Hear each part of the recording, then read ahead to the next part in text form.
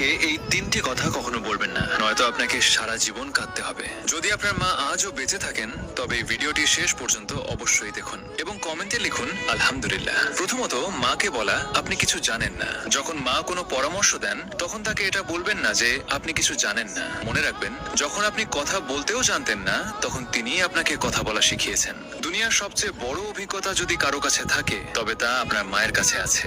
দ্বিতীয়ত, মাকে কখনো বলবেন না আপনি আমার জন্য কি করেছেন। যদি কখনো আপনার মনে হয় যে মা আপনার জন্য কিছুই করেননি, তবে সেই রাতগুলোকে মনে করুন যখন আপনি অসুস্থ ছিলেন আর মা সারা রাত জেগে আপনার সেবা করেছেন। আপনার এক ফোঁটা চোখের জলে যদি কেউ সারা রাত না ঘুমিয়ে থাকে তবে তিনি কেবল মাই হন। তৃতীয়ত, আমাকে একা ছেড়ে দিন।